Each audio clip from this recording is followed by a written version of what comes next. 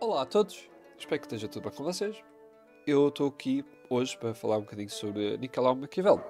Eu estava a tentar me lembrar daquilo que eu tinha feito há 6 meses atrás, quando fiz o meu primeiro vídeo, e eu estava aqui a reparar que isto estava a dar confuso. Basicamente, eu fiz alguns pontos ahm, em 1500, no início de 1500, e está dividido entre os grandes estados: Milão, Florença, Veneza, os estados da Igreja. Aqui. O reino de Nápoles era controlado pelos espanhóis. O reino de o Duchies de Milão era controlado pelos franceses. E Florença está ali num precipício, não, numa fase de transição entre os Médici, que era a família que sempre controlou a Florença, não é sempre, mas pronto, durante muito tempo. E depois, em 1964, 1494, há uma reviravolta e Savonarola,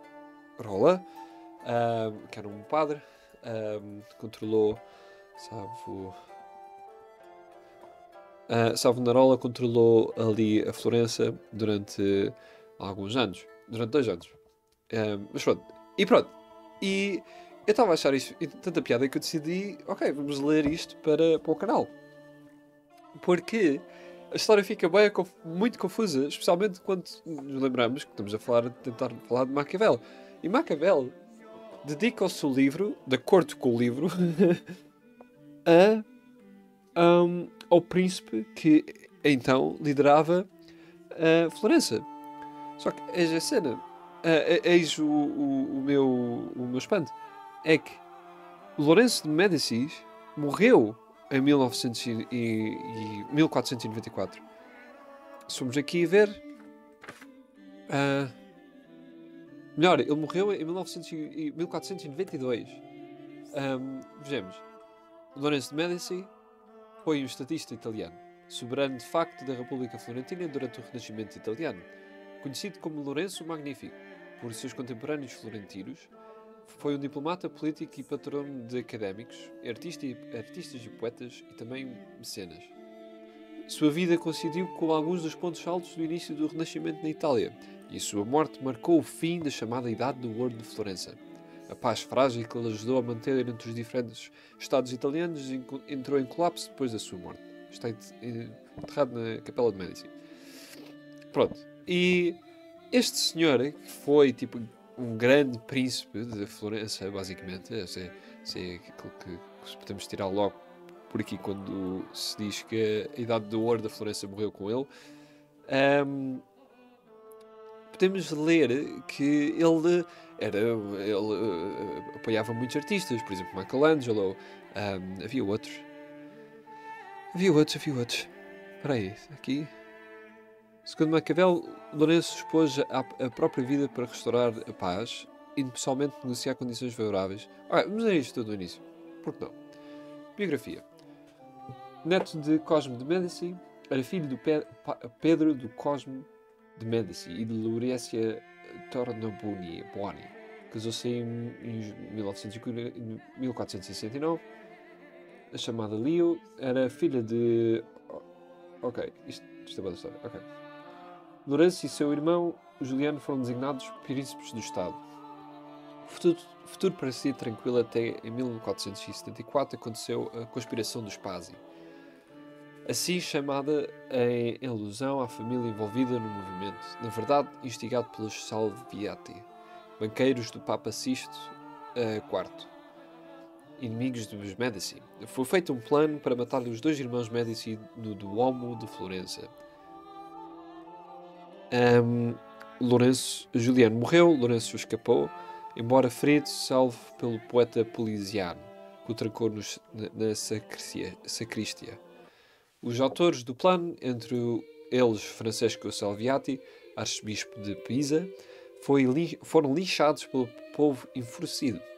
O Papa Sisto IV, cujo sobrinho Girolamo Riario era cúmplice, interditou a cidade de Florença por causa dos assassinatos de Salviati e dos Pazzi, apoiado pelo rei de Nápoles, Fernando I, conhecido como Dom Ferrante, que era francês, não, espanhol. Aragão, exatamente. Sem a ajuda dos seus tradicionais aliados de Bolonha e Milão, Lourenço partiu sozinho para Nápoles. Em 1480, colocou-se nas mãos de Dom Ferrante. Este manteve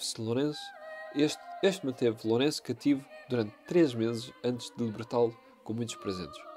Graças à sua coragem e talento diplomático, Lourenço convenceu Dom Ferrante de que o Papa poderia também voltar-se contra ele, caso obtivesse muito sucesso no norte. Assim, firma-se paz ainda em 1480. Com isso, Lourenço forçava o Papa a também aceitar a sua paz. Segundo Maquiavel, Lourenço expôs a própria vida para restaurar a paz, indo pessoalmente negociar condições favoráveis. E mesmo depois do seu êxito, recusou tudo, desejou ser apenas o mais ilustre dos cidadãos de Florença.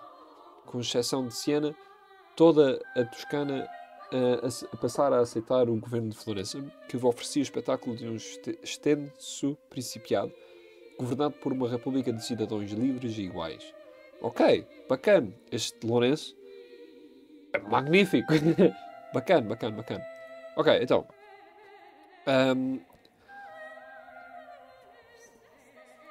Lourenço o Magnífico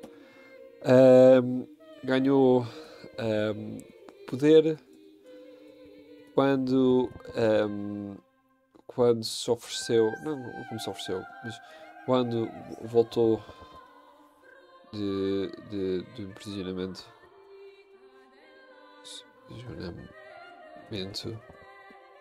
aprisionamento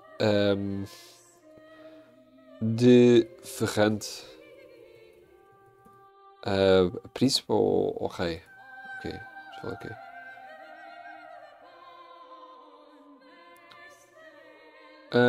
Dom Ferrante.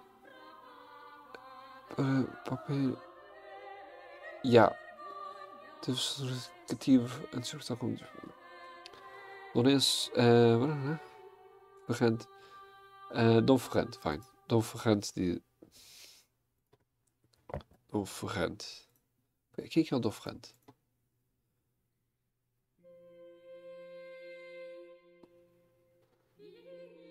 O Ferrante, Fernando I, era um rei de. Foi o rei de Sicília e rei de Nápoles. Então não é o rei. É o rei de Nápoles. Dom Ferrante.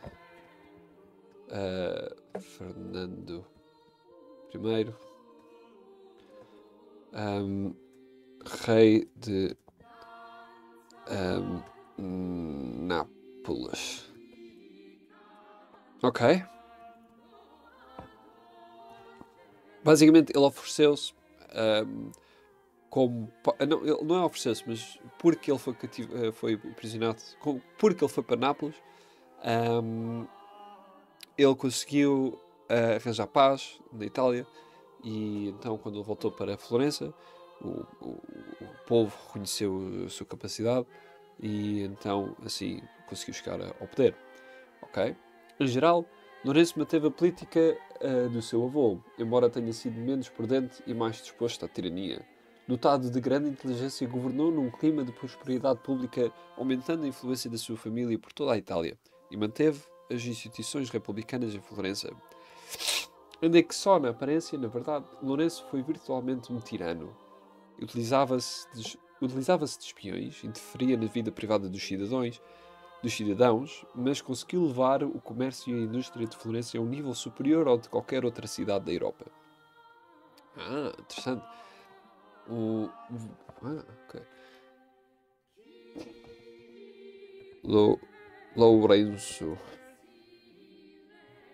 Lourenço o Magnífico.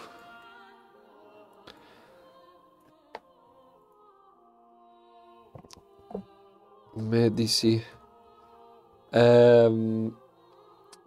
Era um... como é que se diz? Tirano benevolente. Tirano benevolente.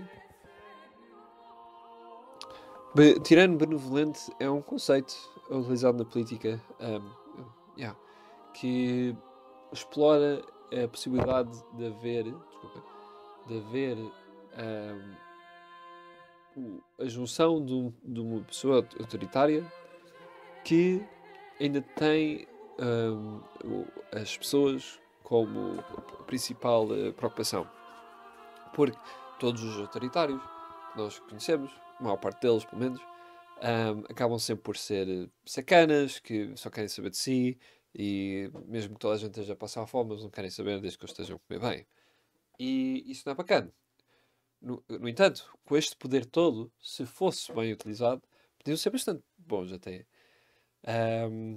Um exemplo pode ser o Tito. Pronto, o Tito era um senhor que tinha muito poder. Se ele abusava do seu poder ou não, pronto, depende de quem perguntas, mas no fim do dia pode-se reconhecer que com o poder todo dele e com as influências todas que ele teve, ele até conseguiu estabelecer estabilidade na Jugoslávia. Pronto, será que quando alguém tem tanto poder, por exemplo, a China, ou então a China é um exemplo de um país cujo governo é muito autoritário, mas que as pessoas até, a economia esteve muito bem durante muitos anos. Agora já é questionável. E veio o custo das pessoas. Por isso é difícil, é um conceito difícil de explorar, porque quando tens um, normalmente não tens o outro, né? Quando tens um autoritário não tens alguém benevolente, mas existe sempre essa possibilidade de um dia acontecer. Pronto.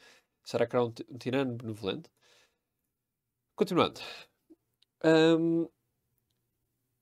Disseram dele, dirigiu sua hábil diplomacia de modo a obter a paz da península, mantendo os 5 estados principais, Veneza, Nápoles, Florença, Milão e os estados papais,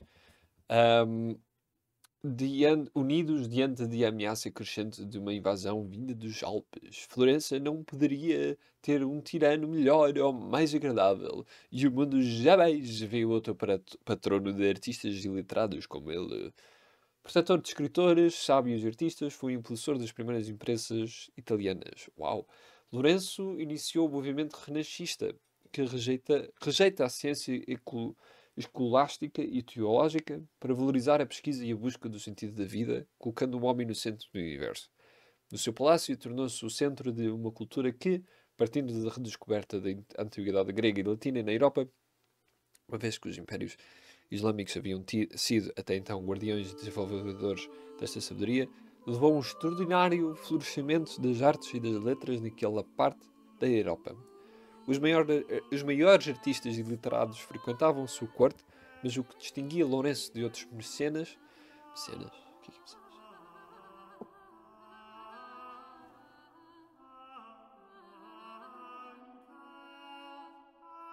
Oh. Oh. Nice. Ok. Pronto. Mecenas é alguém que se rodeia de artistas e de sábios e de filosofia, já guess. Como é que se diria? Rodeia-se com atividades artísticas e culturais. Ok. Mecena. Da época, era a sua ativa participação intelectual nas atividades que promovia. Foi um grande escritor em prosa e um poeta original. Os filósofos Marcílio Ficínio e Pico della Mirandola.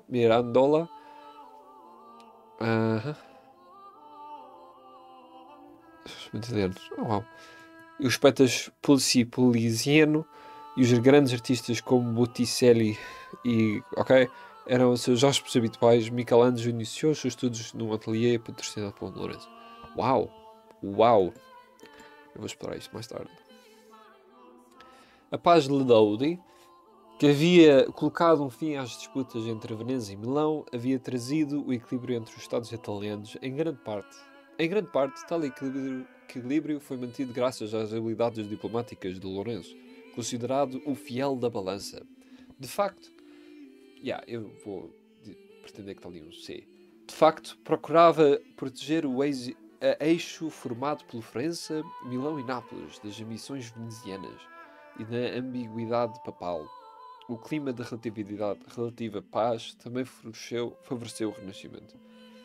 Organizador de festas suntuosas, seus gastos excessivos puseram em perigo a fortuna dos Médici e despertaram a ira de Jerónimo Savonarola. Ao final da vida, Lourenço entrou em conflito com Savonarola, mas a lenda que este lhe recusou a absolução antes de morrer, a menos que restaurasse a liberdade da cidade de Florença, é confirmada pelos historiadores. Após sua morte... Este Savonarola, já vamos falar dele. Após sua morte, seu filho e sucessor Pedro II é expulso de Florença por uma revolta instigada por Savonarola em 1494. O equilíbrio político é corrompido e as realidades entre os Estados italianos acabaram por dar espaço ao desenvolvimento de potência estrangeira nas disputas. Este senhor faz lembrar o Ataturk. Tipo, ué. Ok, basicamente, o Ataturk... Tá aqui? Yeah. Faz lembrar o Ataturk. Como é que se... eu não vou fingir que sei escrever Ataturk. Ataturk. Yeah, ok. Mustafa Kemal Ataturk. Mustafa Kemal Ataturk era um senhor que basicamente fuck you, mudou, transferiu não, tirou como é que eu ia dizer isto? Isto não está a funcionar, porquê? Copy, paste without formatting. Yeah, fucking... Ataturk é, dizendo assim daquilo que me lembro, foi um senhor que pegou no Império Otomano depois da Segunda Guerra Mundial. Question mark? Ou durante a Primeira Guerra Mundial. Não, depois da Primeira Guerra Mundial. E transformou o Império Otomano na Turquia moderna. E toda a gente que é turco adora Ataturk. Pelo menos é aquilo que eu sei. Se estiveres em qualquer lado em Istambul, ou viras um canto e encontras uma imagem de Ataturk. É bastante engraçado até. Mas pronto, o senhor é um excelente senhor. Foi um excelente senhor que merece ser estudado como deve ser. E sim, eu só tenho respeito pelo senhor. Vamos ver o que é que diz aqui o Wikipedia, só muito rapidamente, já que eu levantei. Sim, comumente referido como Mustafa Kemal Atatürk, foi um marechal de campo, estadista revolucionário turco e fundador da República da Turquia, assim como o seu primeiro presidente. Se estabeleceu como líder militar, extremamente capaz, pronto. Basicamente, este senhor apostou muito na ciência e no desenvolvimento cultural e no desenvolvimento político da Turquia, ao mesmo tempo que afastou a religião o máximo possível da política. Ao ponto em que ele quis afastar os dois tanto que a Turquia, o Império Otomano, que sempre pôs a religião e a política um ao lado do outro, quando este tipo aparece, ele afasta de tal maneira que quando ele morre, a Turquia começa cada vez mais a estabelecer devagarinho, consistentemente, mais ligação entre a religião e o Estado. De tal maneira que, agora é que fica interessante, é Drogan Siege. Siege. Quando é que foi aquele...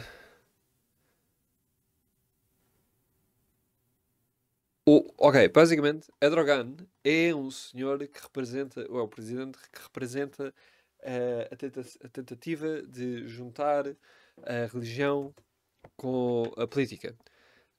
Under siege by military. E uma das... 2016 Turkish Cup.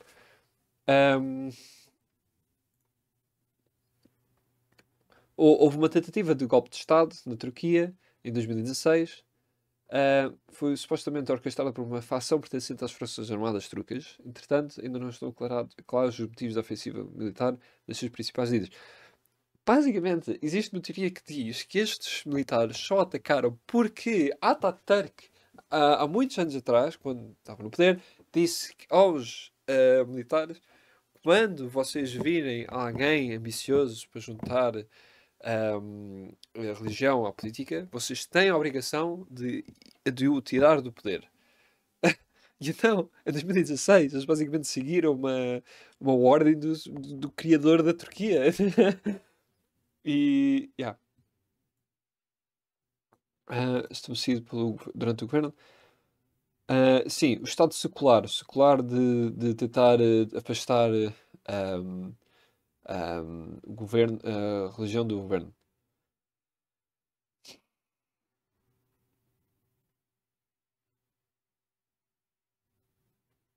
Exatamente. Ou seja, no story short, temos aqui Lourenço e Ataturk a tentar criar um Estado laico e assim que morrem aparece Savonarola e eventualmente Erdogan para tentar pôr a religião outra vez na, na, na mesa. Ahm, e pronto, é uma relação que eu criei agora. Continuando. Tá, tá, tá.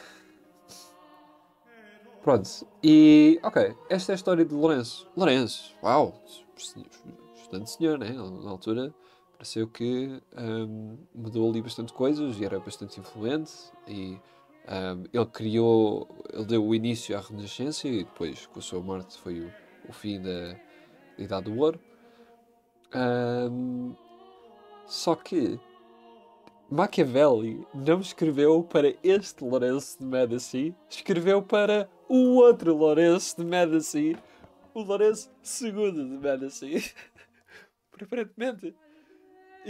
Nicolau Maquiavel dedicou o livro a este senhor, não ao primeiro. Porquê? Porque quando o primeiro Lourenço de Medici morreu, aparece Savonarola. Onde é que está onde é que está o senhor? Ahm, não, eu não quero saber isto. Eu quero saber disto, mas não agora. Tu vais para aqui. Tu vais para aqui. Onde é que está o Savonarola? Não. Ah, Savonarola. Ok, Savonarola. Quem é que é este senhor? Ele. Vamos ver aqui. É a vezes. Ok. Girolamo Savonarola. Por vezes traduzido como Jerónimo Savonarola. Foi um padre dominicano. A dominicano é uma ordem. A Ordem dos Pregadores, também conhecida por Ordem dos São Domingos, ou Ordem Dominicana. Ok? É uma ordem religiosa e católica que tem como objetivo a pregação da palavra e mensagem de Jesus Cristo e a conversão ao cristianismo. Right, pretty standard as a religion goes. E pregador na Florença renascentista que ficou conhecido por supostas profecias pela destruição de objetos de arte e artigos de origem secular e seus apelos de reforma da Igreja Católica. Ok? Aqui é que fica interessante. Savonarola veio de uma antiga e tradicional família de Ferrara. Wait, what? Oh, eu de repente pensei que era Ferrara tipo o rei de Nápoles. Não, outra coisa. É uma terra, ok. A lore por trás de Itália 1500 é muito complexo. Ok. Um, ele queria estudar medicina, mas depois, eventualmente, decidiu renunciar o mundo. E virou padre, basicamente. Eu li isto há pouco. É bastante interessante. Ok, fine. Ok. Ok. Quando é que isto fica interessante? Balança de crédito. Não.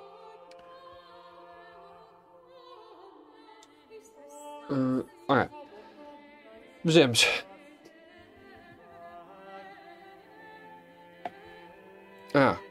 Sentido profundamente a perda de valores trazida pelo ideário do Renascimento, como é evidente no poema No Declínio da Igreja, que escreveu no primeiro ano da sua vida monástica, fortaleceu-se com a instrução dos noviços do mosteiro, em Bolonha, e começou a escrever os tratados filosóficos baseados em Aristóteles e em São Tomás de Aquino. O gajo que, ao lado de Platão... Em 1481 foi designado por o seu superior para pregar em Florença. Nesse centro de renascimento, opôs-se imediatamente à vida pagã e frequentemente contra a moralidade prevalente em muitas classes da sociedade, em especial na corte de Lourenço de Médici. Em 1489, Savonarola retornou a Florença, que seria o cenário de seus trabalhos futuros e sua queda. É 89. Em agosto de 1490, Savonarola começou os seus sermões no púlpito da igreja de São Marcos. Ok, that's pretty cool. Alright. Com as interpretações do Apocalipse. Seus sermos... Vou ver se há uma imagem engraçada. Seus sermos fizeram sucesso, exercendo uma influência crescente sobre o povo. Apesar da sua ascensão no mosteiro de São Marcos, ele deixou manifesta a sua crítica quanto ao governo da cidade, faltando à visita a Lourenço de Médici, embora os Médici se mostrassem sempre mecenas generosos do mosteiro. Jesus! Reforma interna do mosteiro. Nesse período, Savonarola começou a reforma interna do mosteiro, quando São Marcos e outros mosteiros de Toscana foram separados da congregação de Lombardia. Savonarola começou a criticar a moralidade, a vida de prazeres dos florentinos, enquanto pregava que a população voltasse à vida da virtude cristã. Seus sermões e sua personalidade causavam um profundo impacto na população. Jesus fucking Christ. Imagina a Renascença a acontecer e ver um palhaço aí no meio a dizer mal toda a gente. Savonarola intensificou as suas críticas agora contra os abusos na vida eclesiástica, da imoralidade de grande parte do clero, sobretudo a vida moral de muitos membros da Cúria Romana, dos príncipes e dos cortesãos. Em termos proféticos, passou a anunciar o juízo final numa alusão a Carlos VIII, o rei de França, que tinha entrado na Itália e estava avançando contra a Florença. Ok, ele basicamente preveu que o Carlos VIII ia entrar dentro da Florença e conquistar a Florença. E ele, estando em Florença, está ali a tentar a incentivar o pessoal todo e a aclamar eles todos. Eles ficam cada vez mais assustados. E pronto. A ver se isto...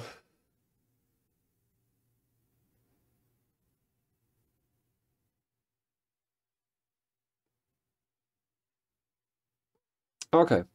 Cristo foi considerado o rei de Florença e protetor de Cristo. What?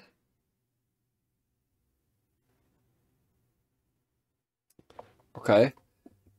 E protetor das suas liberdades. Um grande conselho, com representantes de todos os cidadãos, passou a governar a República e a lei de Cristo deveria ser a base da vida política. Ok, isto em 1494. E... Yeah. Cristo é considerado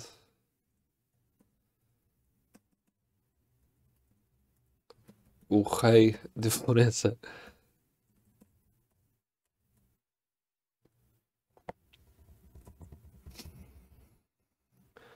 Não. Savonarola não interferiu diretamente na política nos casos do Estado, mas os seus ensinos e suas ideias eram absorvidos, fazendo com que a vida moral dos cidadãos fosse regenerada.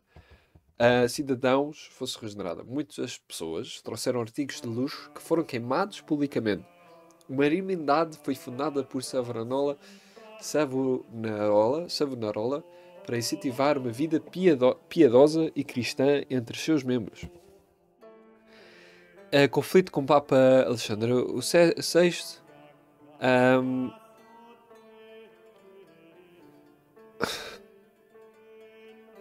O Papa, como todos os príncipes da cidade de da Associação de Florença, era um oponente de política francesa. Ok. Carlos VIII o tinha ameaçado frequentemente com a convocação de um concílio em oposição. Além disso, o pregador dominicano falava com violência crescente contra o Papa e a Cúria. O que é Cúria? A Santa Fé, a Santa Sé, também chamada Sé Apostolítica.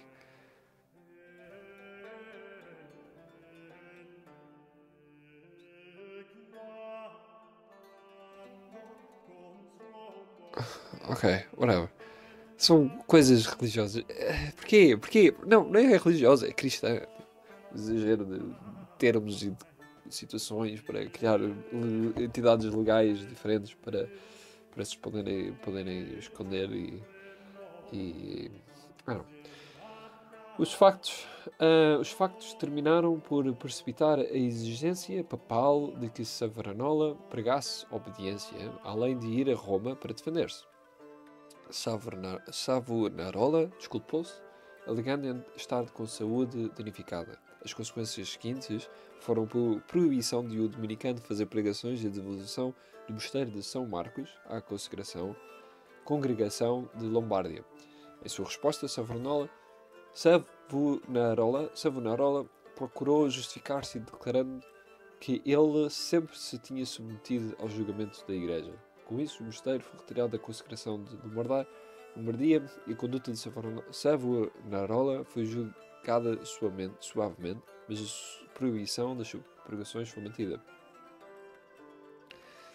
Ok. Isto é muito interessante, mas o que está aqui? Falta aqui uma altura. Falta aqui uma ponto interessante. Falta aqui uma altura em que, ok, eles não estão a falar daquilo que eu quero falar. A história não está a condizer com aquilo que eu sei. Basicamente,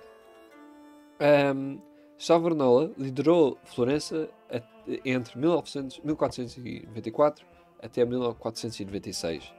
E Cristo é considerado o rei de Florença. Pronto. Ele pegou fogo. Ele pegava fogo a artigos pagãos.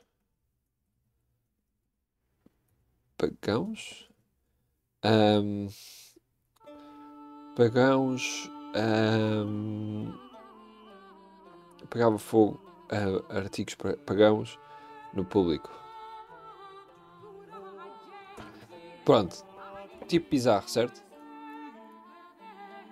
E pronto. E então, foi assim. Até 1900... e depois dele... ele é interessante. Eu achei piada. Não é a maior coisa de sempre, mas achei piada que ele apareceu durante ali 2 anos e mudou completamente ali a estrutura florentina, a política florentina. E pronto. E agora, quando é que isto fica interessante? Quando é que isto volta a ficar interessante? Quando... Ok. Anunciada a chegada de Carlos VIII como a de um salvador, contrário aos Medici e com o grande apoio popular, o pregador Jerónimo Savonarola tornou-se a figura mais importante da cidade, dando ao governo um viés teocrático-democrático. Com a sua crescente autoridade e influência, Savonarola passou a criticar os padres de Roma como corruptos e o Papa Alexandre VI por seu nepotismo e imoralidade. Em 12 de maio de 1497, o Papa excomungou o frade, mas a excomunhão foi declarada inválida por ele. No entanto, Savonarola acabou preso e executado pelo governo provisório em maio de 1498. Com a admissão dos seus simpatizantes, 5 dias depois da morte do frade, Maquiavel, com 29 anos, foi nomeado para o cargo de secretário da segunda chancelaria de Florença. Mas há aqui uma parte que eles não dizem, que eu li há pouco, mas que eu perdi. Que basicamente diz que o. O. O. Ai, o Savonarola e os seus dois maiores frades que o apoiavam foram mortos ao fogo em público pelo Papa. Jesus. Mas pronto, isso se calhar foi uma coisa que eu li relativamente mal, mas pronto. Ok, vamos ler aqui também a Renascença em Florença. Yeah, History of Florence. Ah, hum, ok, de uma população de estimada de 80 mil habitantes antes da peste negra, estima-se que cerca de 25 mil estivessem envolvidos na indústria de lã da cidade. Pá, pá, pá, tá, tá, tá. Ahm, em 1345 foi palco de uma tentativa de greve dos cravadores de lã.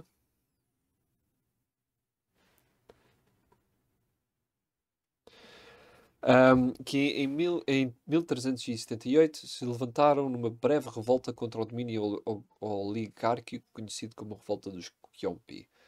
Após a sua supressão, a cidade ficou sob o domínio da família Albizzi, rivais acérrimos da família Medici, entre 1382 e 1484.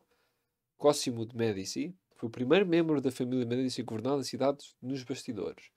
Embora a cidade fosse tecnicamente uma espécie de democracia, o seu poder provinha de uma vasta rede de patrocínio e de uma aliança política com novos imigrantes na cidade.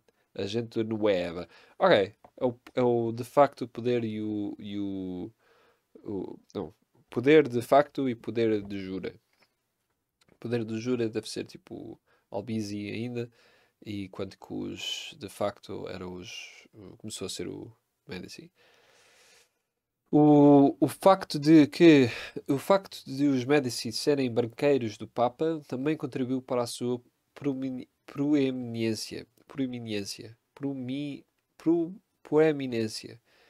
Cosimo foi sucedido pelo seu filho Piero de Cosimo de Medici até 1469, que pouco depois foi sucedido pelo neto de Cosimo, Lourenço, que este é o Lourenço Medici. Ah, Lourenço, 1469. Foi um grande patrono das artes que encomendou obras a Michelangelo, Leonardo da Vinci e Sandro Botticelli. Esse deve ser o outro gajo que nós estamos a ler. É possível. Se calhar não. Fuck it. Eu vou ler mais depois, mais tarde. Esta. Após a morte de Lourenço em 1492, o seu filho, Pierre o Infeliz, assumiu as rédeas do governo. No entanto, o seu governo foi curto. Em 1494, o rei... Ok, temos assim aqui uma linha. Como é que eu faço aqui uma linha?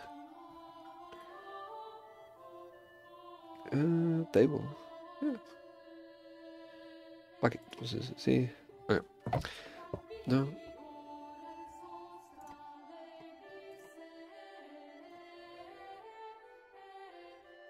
Assim. 1492.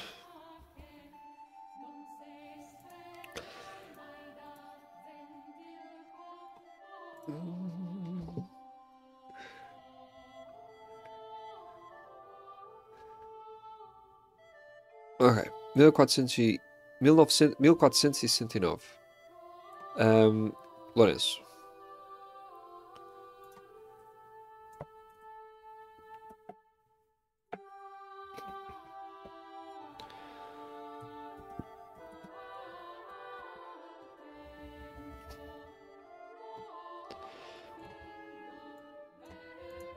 Depois. Uh, mil, o Piero Infeliz. 1400, até 1494.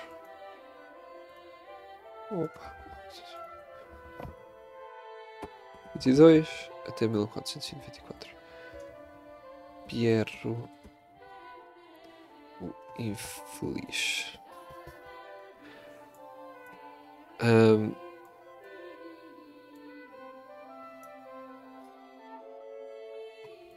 ok, stop being annoying. Depois temos Savonarola. Não, temos a chegada. Ok, ok. Chatos de caraças.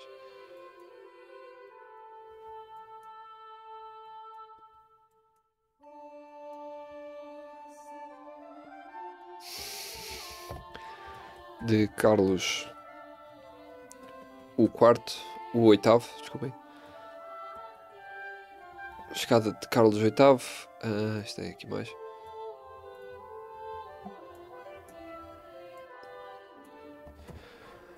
(494)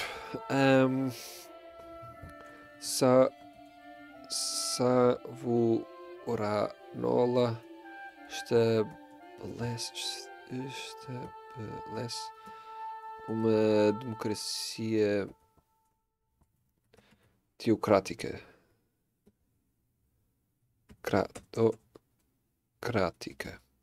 Teocrática quer dizer que é religiosa. Depois entrou na Toscânia a caminho de reclamar o trono do reino de Nápoles. Depois de Pierre ter feito um tratado de submissão com Carlos, os florentinos responderam, forçando-o ao exílio, e o primeiro período do governo dos Médici terminou com a restauração do governo republicano. O sentimento anti-Médici foi muito influenciado pelos ensinamentos do prior dominicano radical Girolamo Savonarola. No entanto, a seu tempo, Savonarola perdeu apoio e foi enforcado. Foi enforcado em 1400. Ok, foi enforcado, não foi pegado fogo. Ok. O governo dos Médici só foi restaurado em 1512. Os florentinos expulsaram os Médici pela segunda vez e estabeleceram a República em 1524. Não duraram muito. Um vídeo com uma visão altamente vulgar das condições políticas desta época foi Niccolò Machiavelli, cujas receitas para a regeneração de Florença, sob uma liderança forte, foram frequentemente vistas como uma legitimação da conveniência política e até mesmo do mal. Ok. Tipo, isso é bastante interessante. Ok, eu não tinha pensado nesta. Basicamente, o Machiavelli é reconhecido por ter observações bastante.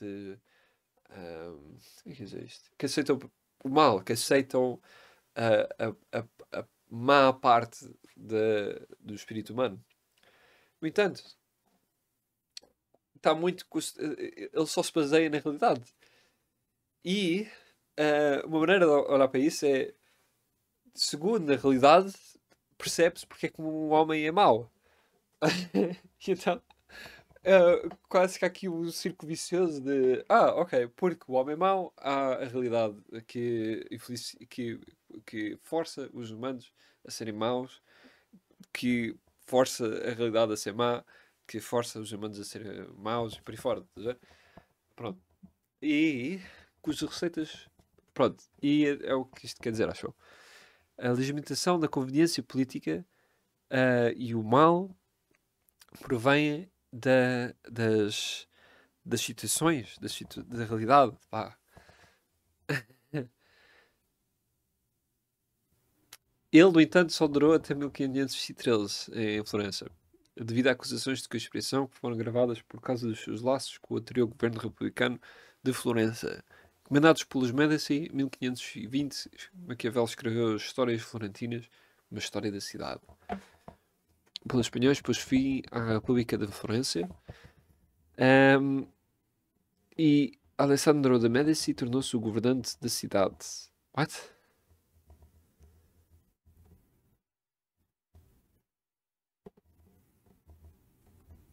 Oh, uau!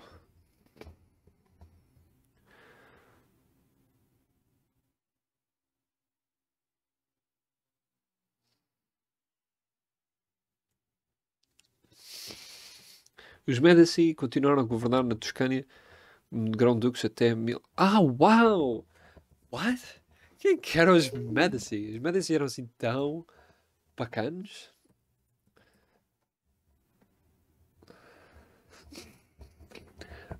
era uma família de banqueiros. Listen, guys, let me tell you this.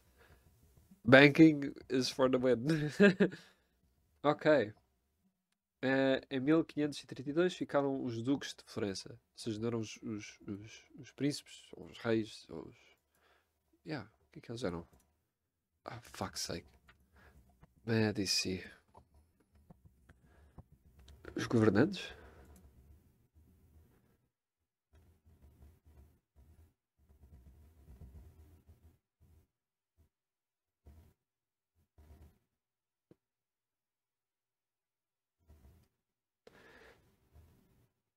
Ah, ok. Eles não eram monarcas, eram só cidadãos. Sure. Eram os de facto líderes de Florença. Ok. Ok. The plot continues. Por isso, voltando aqui a. Não, não, não. Aqui é a história de Florença. Voltamos aqui a Nicolau Machiavelli. Machiavelli, de acordo com o meu livro e com o que aparece aí, ahm, em 1504 até. Hã? Ok, ele basicamente fica bastante importante nesta altura. Até 1513. 1513 é expulso de Florença. Está aqui várias datas já aconteceram ao mesmo tempo. Mas o que importa é que 1494 Savonarola é executado. 1494? Eles ficaram nessa altura? Ah, não. Espera, hã? Ah, não. Não, em 1496, a Florença, o Savonarola sai do coiso e. E pronto. Ok. Eis o que é que acontece. No entanto, a seu tempo, Savonarola perdeu o apoio e foi enforcado em 1424. Ok, vamos escrever aqui. Savonarola é enforcado em 1498. Sim, 1496. Savonarola é posto fora. Savonarola perde tanto apoio que é posto fora do poder. Basicamente, por causa com a excomungação dele pelo Papa, havia o risco da cidade inteira ficar excomungada aos olhos da igreja, e então expulsaram o gajo. Which is, fair enough. Depois, o que acontece é... Finalmente entramos com o protagonista da história, Lourenço o segundo de Medici.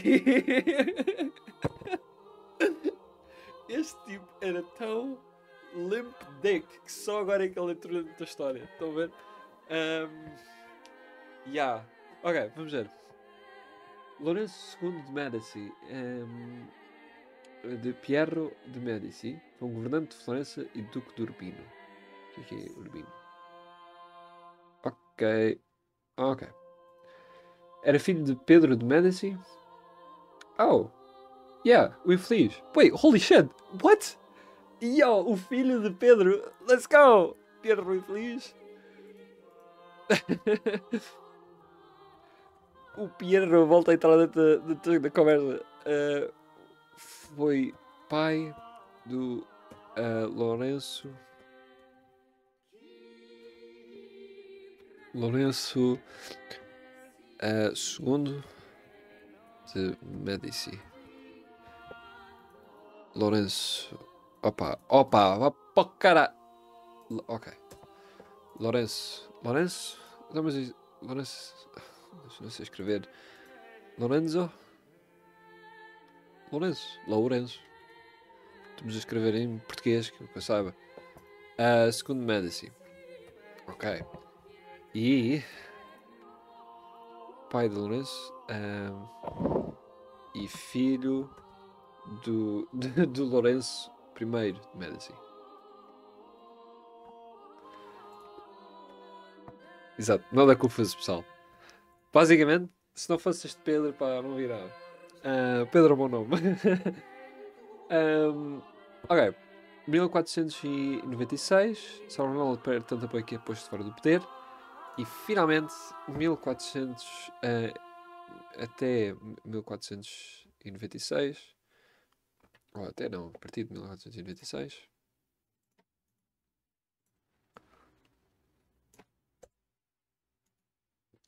Can you fuck off?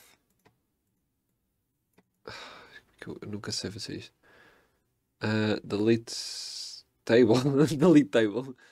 Delete 5 columns. Oh. Depois, Salvador tanto para que é posto fora do poder. Entra em cena Lourenço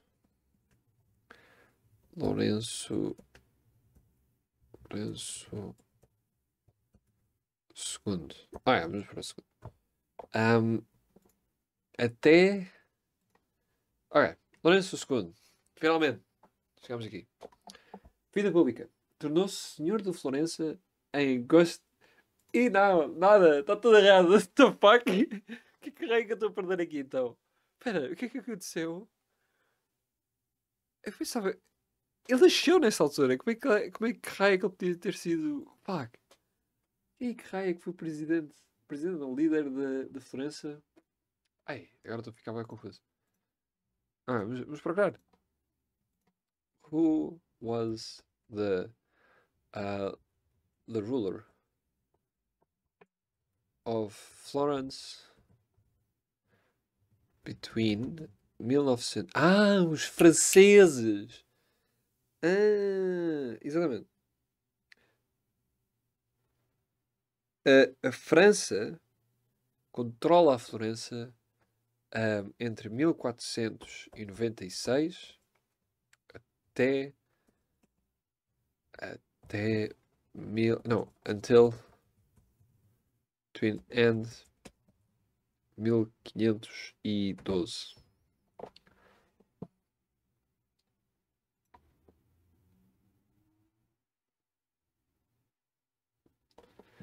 Right, so Cosimo de Medici, Piero the First, Lorenzo the Magnificent, Guilherme.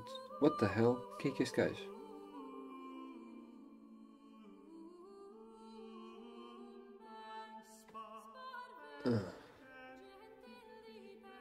Are you dumb? Are you dummy?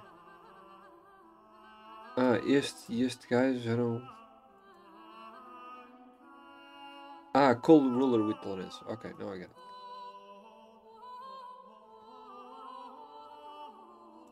it. Ok, so. Até 1494. E depois temos. Girolamo Savonarola from 1494.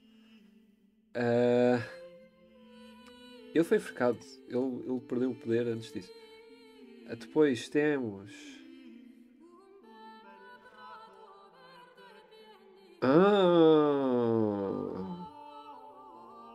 A entrada. Isto é quando aparece a música do Undertaker. Packet. Vamos por um bocadinho de música aqui. Não, porque eu tenho outra música a acontecer. Piero Soderini. Let's go. Quem que é o Piero Soderini? Ninguém sabe. Was an Italian statesman of the Republic of Florence. A member of an old family who had become famous in medicine. Was okay. Yeah.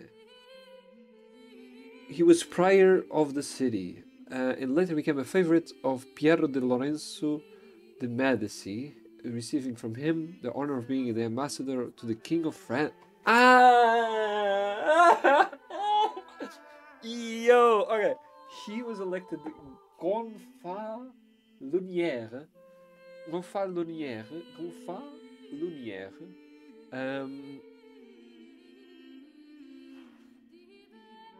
Okay. For life in 1502 by the Florentines, who wished to give greater stability to their republican institutions, which had been restored after the expulsion of Piero de' Medici. Who the fuck is Piero de' Medici? Oh, and the execution of Savonarola. Soderini's rule proved moderate and wise. Espera, por isso em português. Ok, a entrada da quinta pessoa. Ah, não. Fucking hell. Deixa-me fazer isto assim. Google Translate. Damn. Eu não estava à espera desta. Eu não estava à espera de haver uma quinta. Quinta? Eu nem sei quantas pessoas é que nós vamos.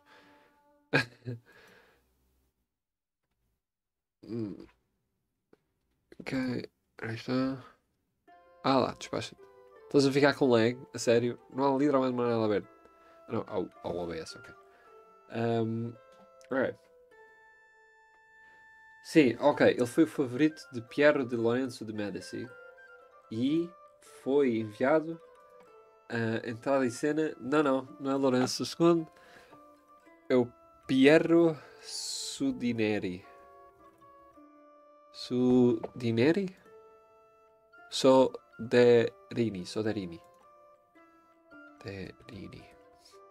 Piero Soderini. Entra em cena Piero de Soderini. Ok, eles dizem que aqui que é 1498. Isso, vamos escrever.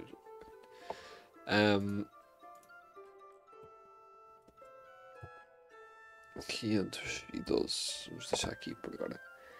E basicamente este gajo era o embaixador de Florença em França.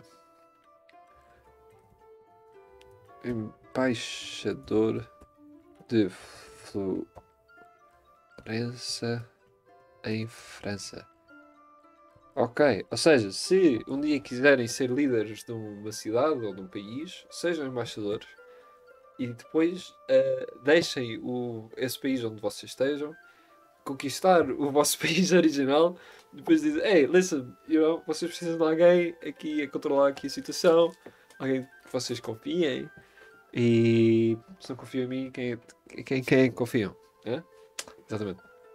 Tenho que me despachar, basicamente. Bada bem. Pronto, vamos ver. Sim.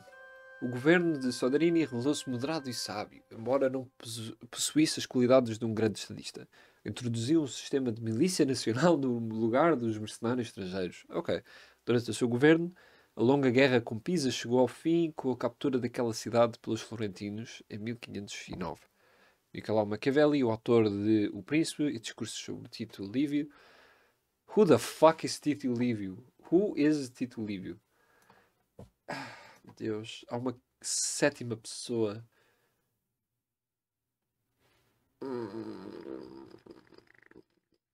Ok. É antes deles, não interessa. Uma coisa de cada vez. Serviu sob ele como segundo chanceler e como embaixador de César Borgia. E esse não era o Papa?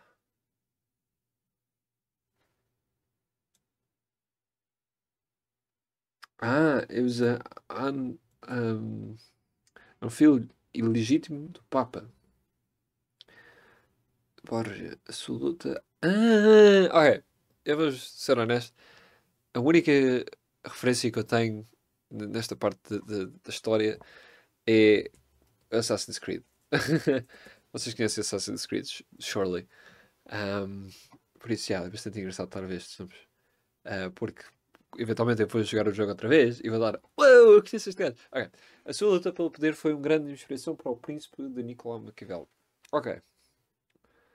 tratado na igreja e se ter tornado cardenal na eleição do seu pai para o papado, renunciou após a morte do seu irmão em 1428. Serviu como. Ué, quem é que é o irmão do. Quem é que era o irmão do César? Será que era o outro gajo, São Ronaldo?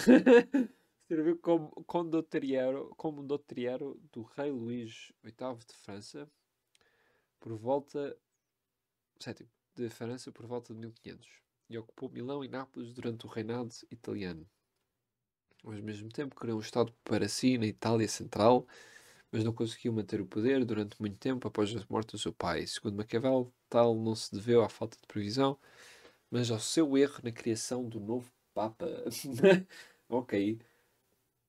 Tal como muitos aspectos da vida de César Borgia, data do seu nascimento é objeto de disputa. Geralmente conhecido por Rodrigo Borgia, mais tarde Papa Alexandre, e da sua amante italiana Vanosa, sobre quem as informações são escassas. Pamela Borgia é originária do reino de Valência. Yada, yada, yada, yada. Stefano, e se for em fessura, escreve que o cardenal Borgia afirmou falsamente que César era o filho legítimo de outro homem, marido nominal, concedeu a exceção de necessidade de provar o seu nascimento numa bula papal. Uau! Ok, esses pôr mas eu não quero saber disto. Eu só quero saber aquele período 1500, 1498. Ah.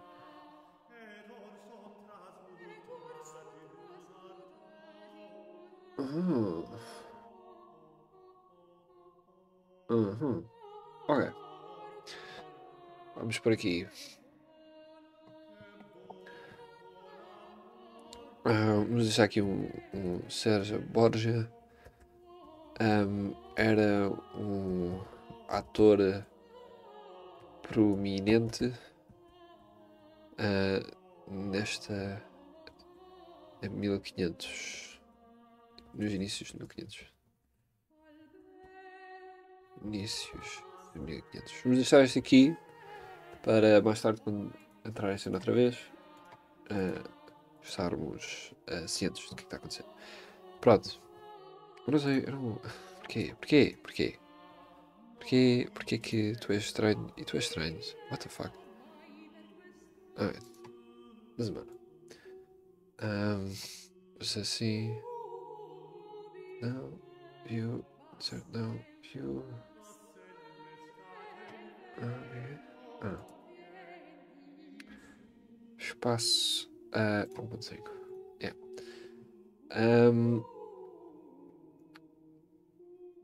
Ok. Entra em cena Piero Soderini.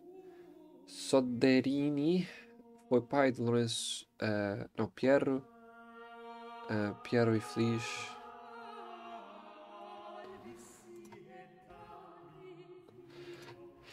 Ok. Piero Soderini era o embaixador de Florença em França durante o reinado.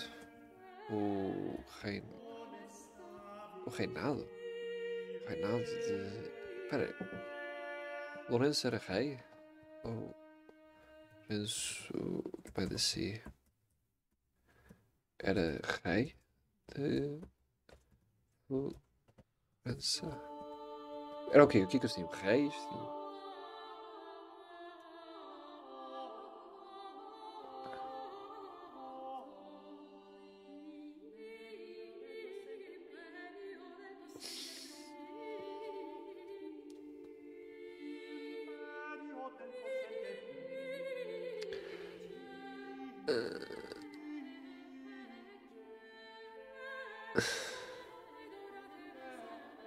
What?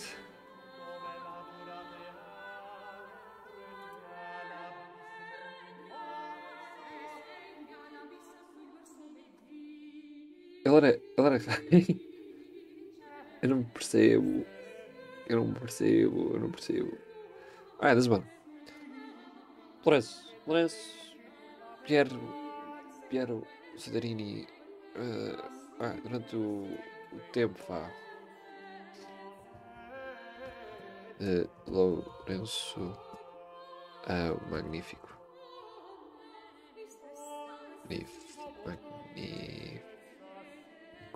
Magnífico. Ok. Exato.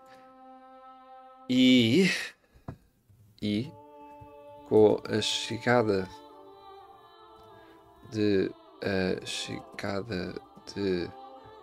dos franceses e a capitulação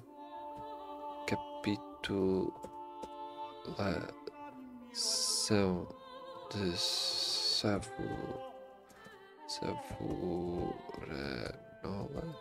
Capitulação? Assim que se diz? Capitulação. Meaning.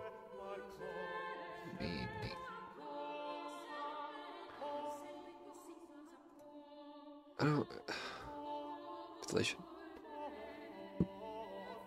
Render, ok. A capitulação de Savonarola. Ele rendeu, foi o destrono. E o destrono. Destrono de Savonarola. 1498. Eles dizem 8 ou 6. 6/1498. Eu vou escrever os dois porque eu já vi um e já vi o outro.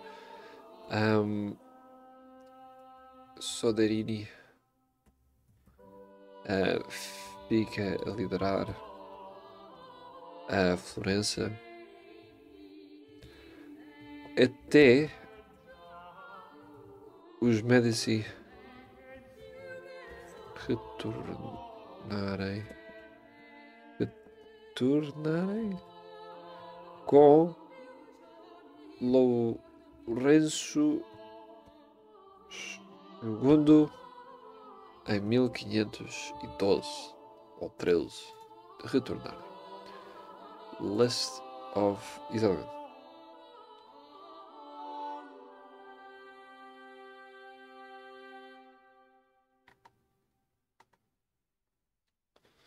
What? Oh não, isso não faz sentido nenhum. Ah não, está aqui. Ah?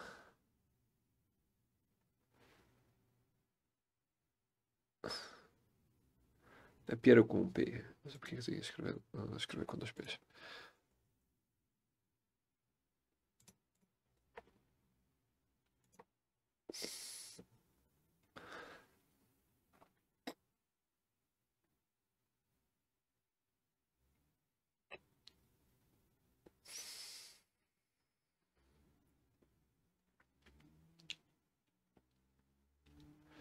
Ele só entrou em poder em 1519. Mas que raio?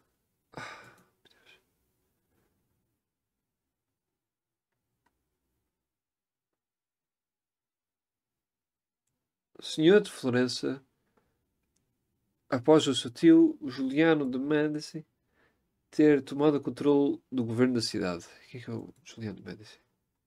Ah, Son of Lorenzo. Qual Lorenzo? Ah, não, pois, claro, não pode ser o. Yeah, yeah, ok, fair enough. Ah, ok, ok, estou a começar a perceber isto. Quem é que é este palhaço?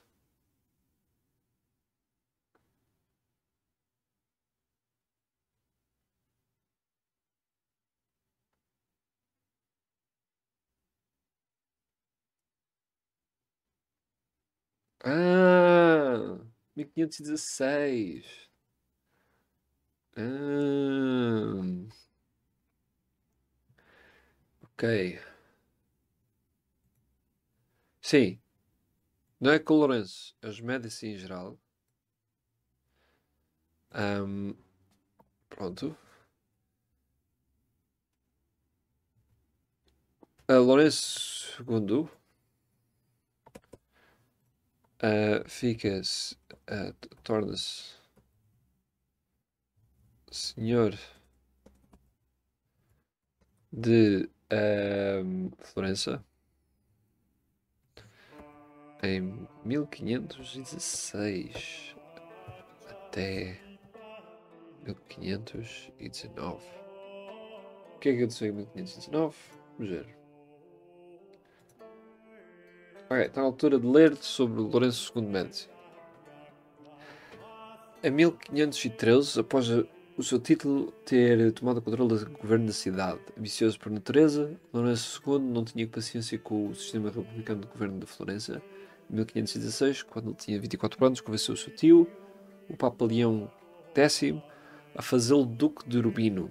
Iniciou-se então com um conflito com o Duque que governava, Francisco, denominada Guerra do Urbino. Durante uma batalha, Lourenço foi ferido pelo que regressou à Toscana, mas em setembro de 1517 retomou a cidade pela celebração de um tratado, embora Urbino se tenha mantido sob o governo dos Médici por apenas 2 anos. Quem é o Urbino? Quem é o Urbino?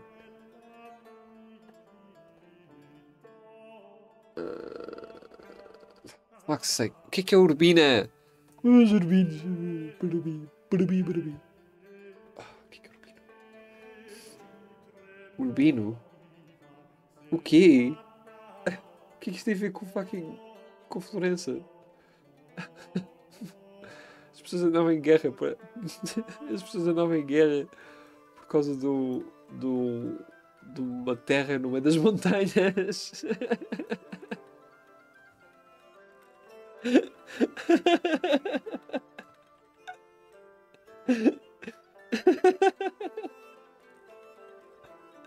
A guerra do Urbino.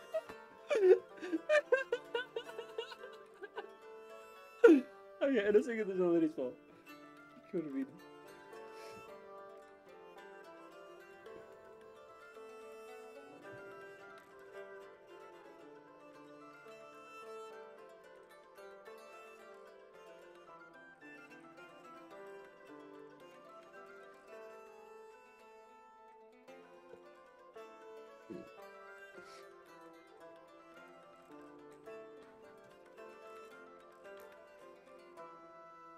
Ok. Esta é a província de Umbria. Que nem é a província de Florença. Ok, estou a perceber.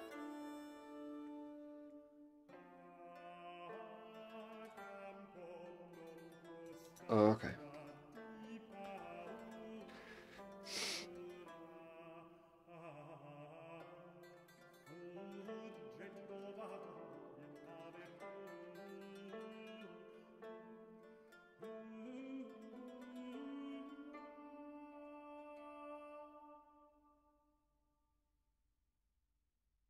Jesus Christ, estou confuso. Ok, deixa eu ver o que é que está aqui.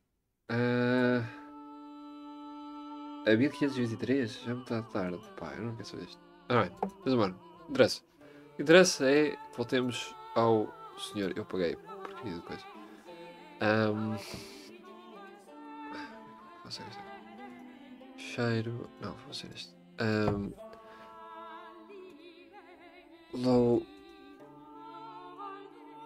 Lourenço II.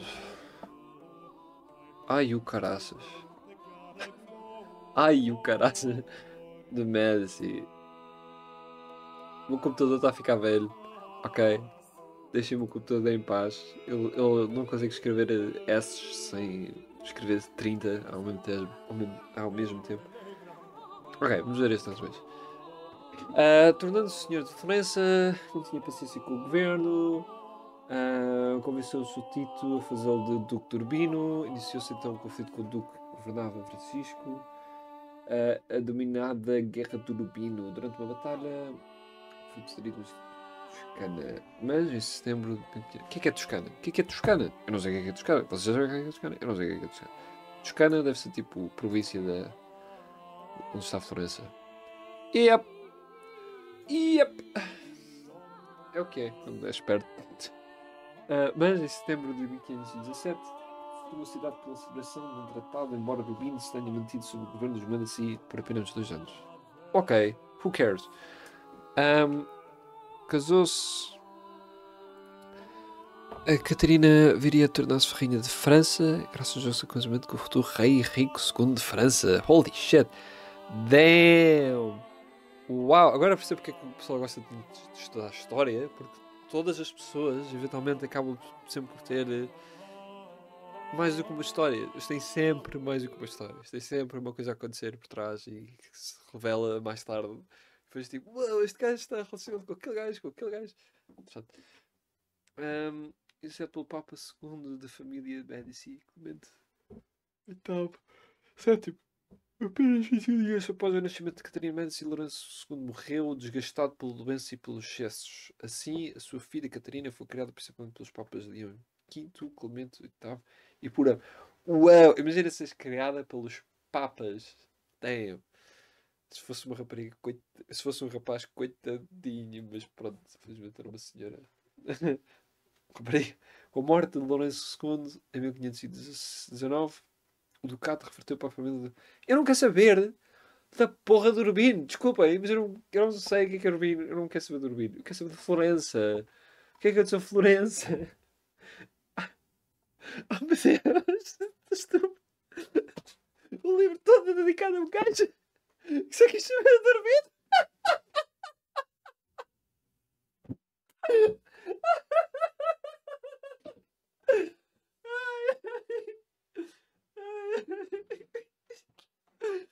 Ah,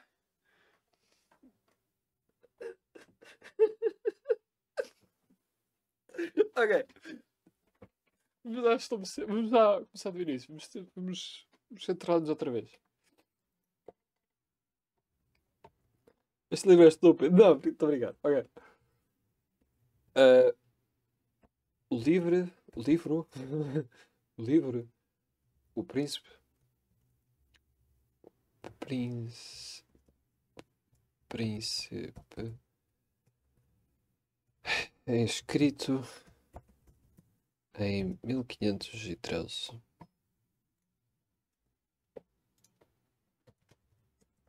Nesta altura. ahm, Nesta altura, os Medici. Os Medici. ahm, Retomam poder sobre Florença. Retomam o poder sobre Florença. Com Lourenço. Lourenço II de Medici como seu senhor.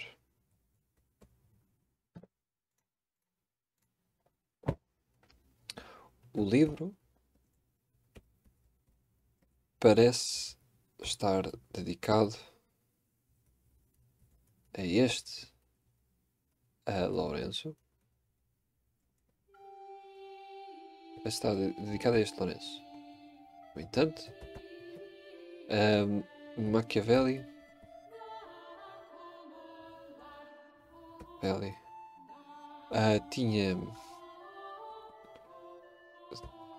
tinha como inspiração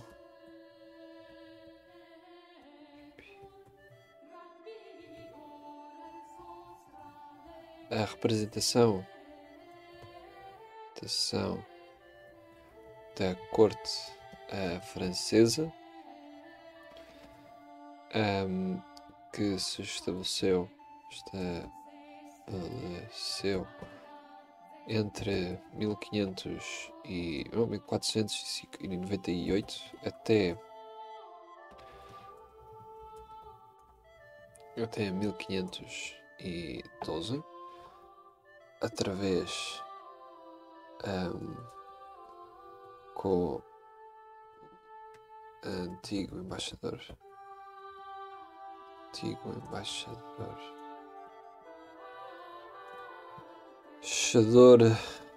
o Florentino Piero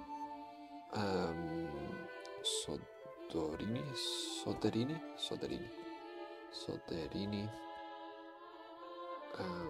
como representante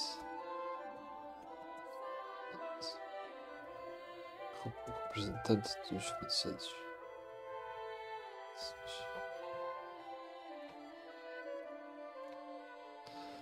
franceses. Representação. Maquiavel. Eu sou o representante da corte. No entanto, Maquiavel tinha como inspiração a representação da corte francesa. Não, tinha como inspiração Piero Soderini.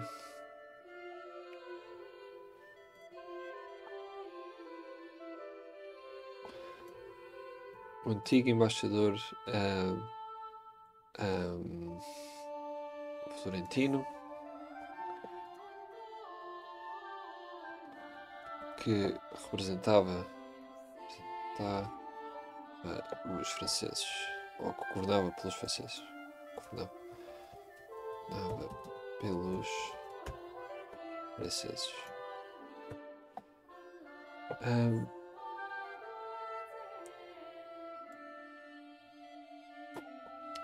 Este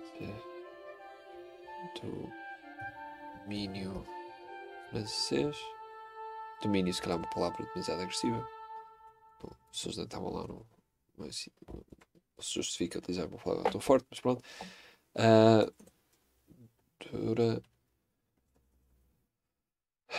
Este domínio francês existe entre 1400 e quê?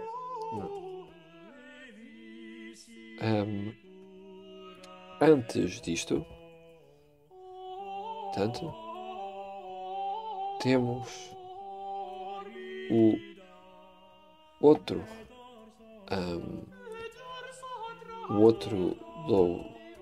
Lourenço, o outro Lourenço de Médici,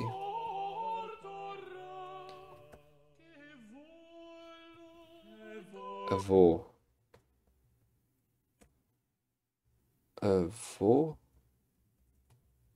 do primeiro, avô do segundo, pá.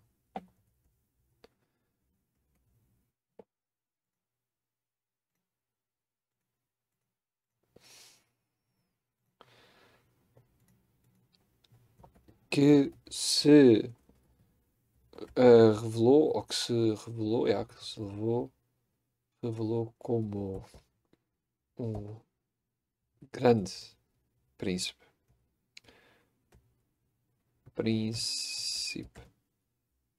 Como um grande príncipe de Florença. Entre 1466, 69 até 1494. É? Não, 1492.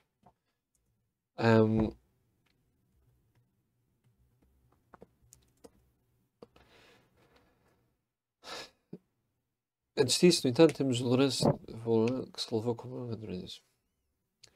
Este, sim, teria sido um bom, uma boa, um bom,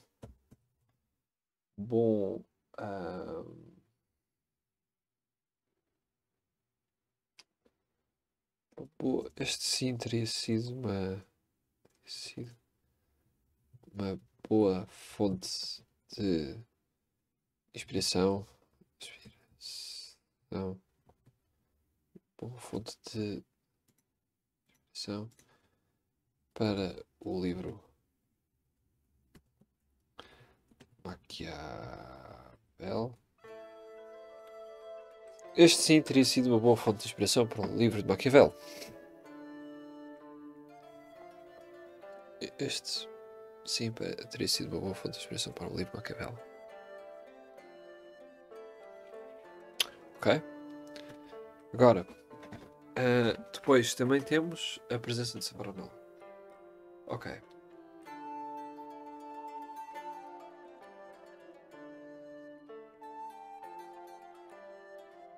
Mas Dizendo aqui as palavras que eles dizem aqui no. Ai, o caralho.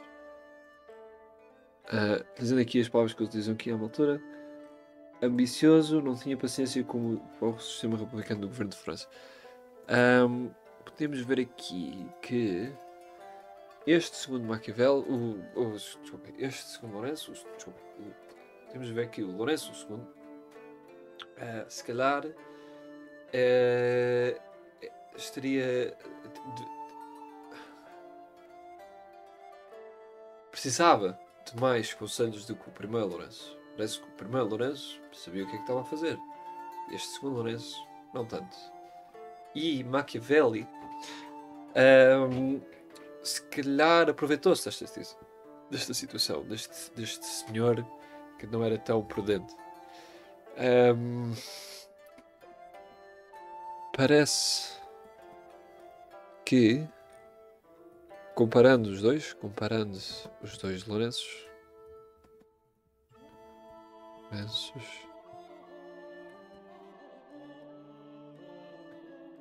o primeiro não precisava de tanto apoio como o segundo. Precisava de tanto apoio de alguém como o Maquiavel.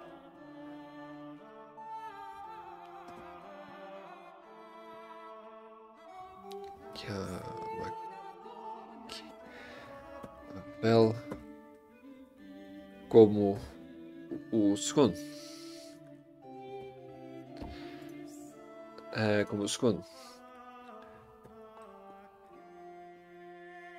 Não precisava tanto apoio de alguém como o Maquiavel como o segundo.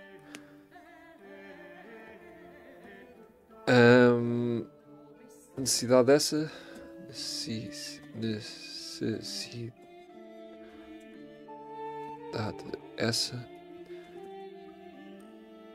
que Maquiavel aproveitou.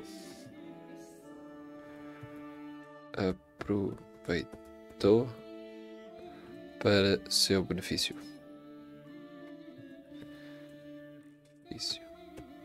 Sim, no fim do dia Maquiavel não era um vigarista.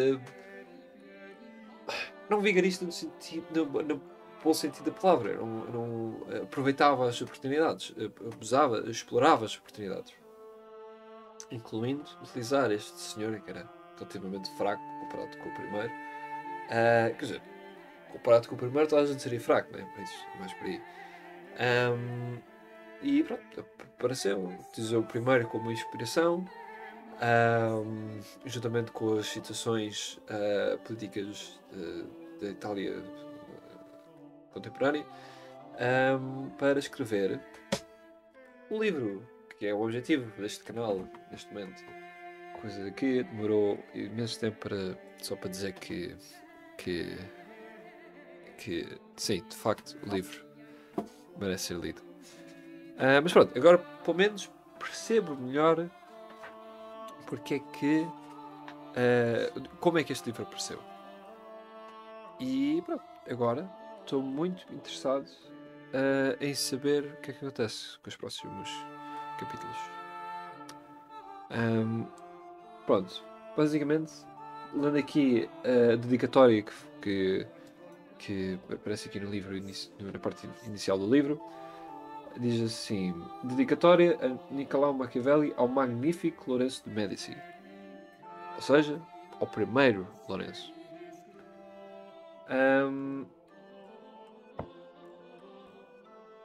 Com aquilo que era.